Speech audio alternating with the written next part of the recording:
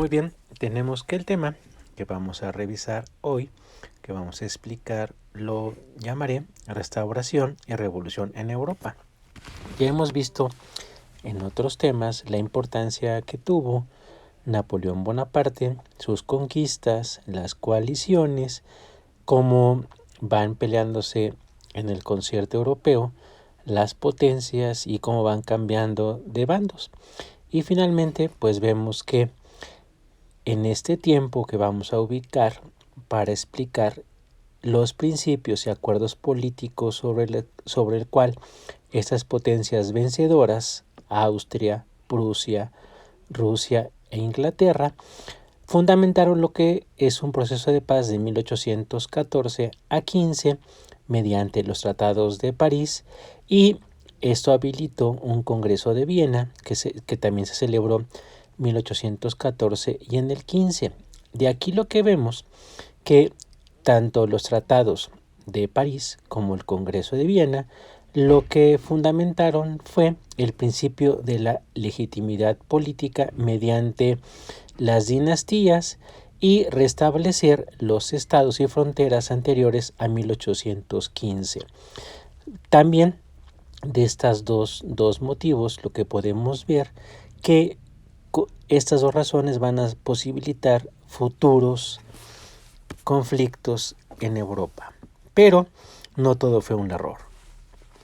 Vemos que esta etapa napoleónica de 1799 a 1815, donde pues vemos que la restauración obedece obviamente como una respuesta lógica. La gente quería paz, seguridad, y esto va a inspirar al canciller Metternich, que es un austriaco, que fue el hombre clave en Europa posnapoleónica, a que los líderes de la restauración, por lo tanto, buscaran un equilibrio entre las potencias y un establecimiento de unas alianzas internacionales, y también mediante los congresos, que hubo varios, de 1815 al 25.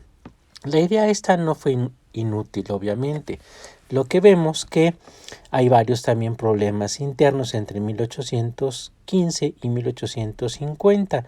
Vemos problemas en las monarquías de España, Francia otra vez, Portugal, y este sistema que impusieron mediante el Tratado de París y el Congreso de Viena, pues va a ser un sistema que sí va a dar bastantes beneficios, porque el siguiente conflicto europeo, o que arroja o que atrae a muchos de los países europeos, se va a dar con la guerra de Crimea, que esta aconteció 1853-1856. Bien, entonces el canciller Metternich lo que hizo fue diseñar un sistema de alianzas, congresos, equilibrios entre las potencias, como también favorecer el regreso de las monarquías a gobernar a sus respectivos países, pero como ya dijimos hace un momento, hubo problemas. Otra de las cuestiones que no vieron estos políticos de la restauración, y que con el paso del tiempo pues va a ser motivo de más problemas, son dos aspectos. Por una parte, el nacionalismo, que sí les voy a pedir que averigüen de qué trata el nacionalismo, y por otra parte, en materia económica y también política, sería el liberalismo. Estos dos principios ideológicos, políticos, sociales y económicos son los que se estaban construyendo en Europa a partir de Napoleón, y a lo largo del siglo XIX pues van a ser consolidados mediante muchas de las prédicas políticas. Lo que también vemos entonces es que la Europa a partir de 1815, en esa época de la restauración, vemos que como características tiene, pues otra vez regresan los aristócratas, es una Europa agraria, preindustrial, con unas economías tradicionales. Vemos que tienen una baja productividad y no tienen innovaciones tecnológicas, es decir, la monarquía, la religión, la propiedad privada, los patronazgos seguían constituyendo, pese a la Revolución Francesa, pese a Napoleón y los cambios que implementaron, seguirían siendo una parte de la cohesión nacional.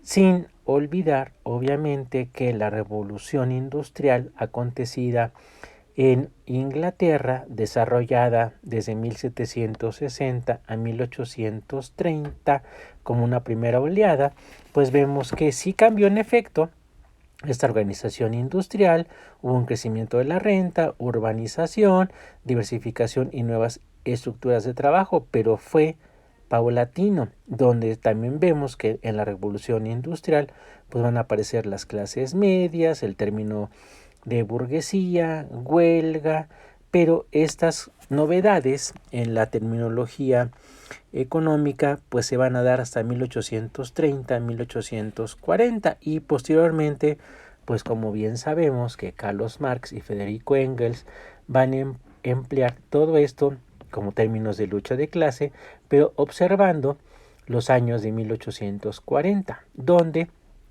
en el 48 publican su manifiesto muy famoso que se llama el Manifiesto del Partido Comunista. Entonces, para 1815 vemos que hay ideas que son con las que trabajan los europeos, que es la tradición, orden, autoridad, religión, y son valores obviamente que no estaban tan desprestigiados o como a veces pensamos que estaban desprestigiados. Para 1815, cuando se da el Congreso de Viena, el Tratado de París, fue doble. Por una parte, entonces vemos que los ultraconservadores son los que van a interpretar esas ideas de principios de seguridad, paz, religión y orden. Pero también vemos que en Europa surgen el germen de lo que sería que no están muy contentos como fue el arreglo, por lo tanto van a dar pauta a nuevas demandas y esto origina más conflictos. Para algunos, esta restauración lo que sirvió fue prácticamente para provocar más adelante severos conflictos, revoluciones, por ejemplo, ¿no? Lo que dicen que para 1820 lo que sucedió en España es que fue un fracaso el regreso de Fernando VII al poder, 1814, porque comenzó a diseñar muy mal la política con las colonias y en el imperio. Por lo tanto, en ese 1820 hay una gran revuelta de carácter liberal que lo pone contra las cuerdas, como dirían los boxeadores, y de aquí surge entonces la idea de rescatarlo para 1823. Hay un ejército de 65,000 hombres, de los cuales hay más de 35,000 voluntarios españoles que para ese año del 23 vuelven a España. Hay una gran efervescencia militar y Fernando VII de nueva cuenta es monarca absoluto. Entonces, para algunos, esta idea de la restauración de 1815 lo que hizo fue provocar severos revoluciones a lo largo y ancho de Europa. Entonces vemos también que en Rusia sucede algo muy similar, que hay un complot de algunos militares contra el zar, pero aquí sí lo logran destrabar. Entonces, ¿qué provoca la restauración? Para 1830 vemos que hay una nueva ola revolucionaria por Europa. Entonces, en Francia también la monarquía, la ultramontana de Carlos X, lo que va a provocar es que se den una serie de represiones y el rey tiene que abdicar y por lo tanto van a poner en su lugar a Luis Felipe de Orleans como monarca parlamentario.